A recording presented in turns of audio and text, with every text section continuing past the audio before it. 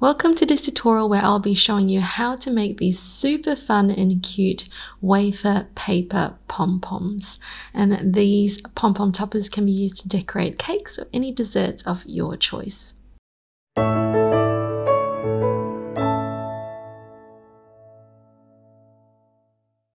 So I'm going to start with my A4 sheet of wafer paper here, and I'm just going to rub a very thin layer of vegetable shortening all over both sides of the wafer paper. And this just stops it from being too brittle and also helps the petal dust colors to adhere better to the wafer paper, giving it a slightly truer color. Now I'm just going to use a large round dry brush and just brush on my edible colors.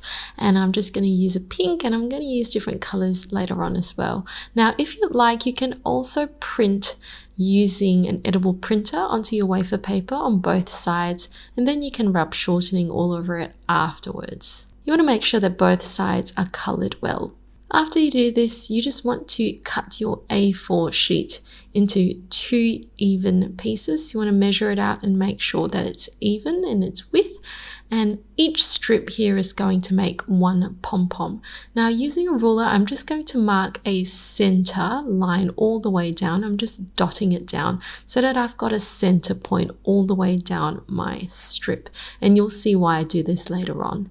Then you want to use paper clips to secure the 2 strips together. And this will allow you to cut 2 strips at the same time, helping you to create 2 poms at the same time, which saves on a lot of cutting time because there is quite a bit of cutting to do. And so I'm using a very sharp pair of scissors, and I'm using scissors that I will use for food purposes, and I'm cutting very, very thin strips, and I'm being very careful not to go past the center.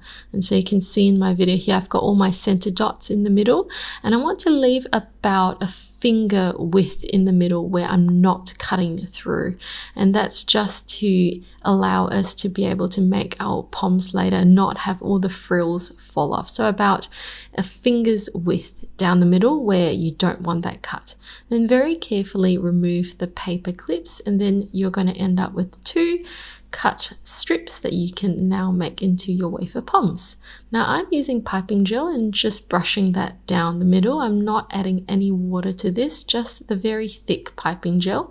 And then you want to very tightly roll your strip, and the piping gel is going to help everything stick in the middle.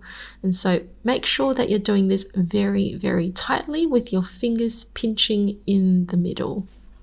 And you want to use up the entire strip. And for the very end, you can either use piping gel. I'm using a little bit of edible glue there. Then I'm using white floral wire. I'm using about a 20 gauge wire, but really anyone will do. And I'm just going to wind that tightly around the wafer paper roll that we've made, and then twine it all the way down. Then I'm going to use a strip of floral tape, just give it a pull just to activate the glue, and then wrap it all the way down just to cover up that floral wire, and make sure you're covering the bottom end as well so that it is food safe. Now the fun part where we actually want to fluff up our wafer paper pom. So we're going to use steam for this. Now you can use a steamer, like a cake steamer, or even a clothes steamer, or you can use a pot with a lid here like I'm doing where the steam can come out, or even a kettle.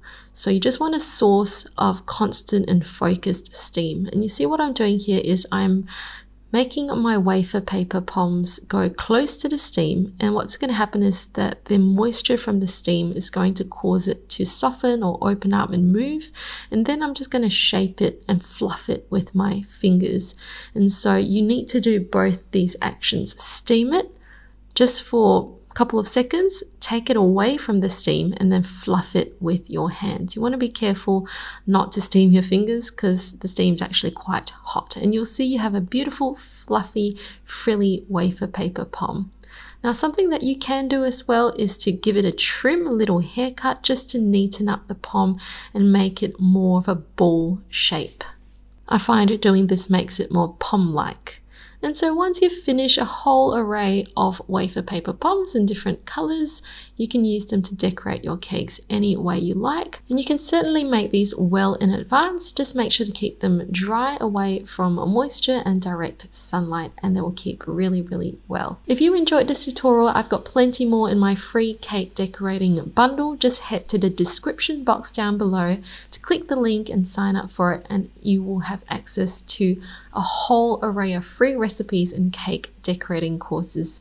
And if you enjoyed this tutorial, don't forget to subscribe and turn on notifications so that you can stay up to date with all new tutorials. Thanks for watching.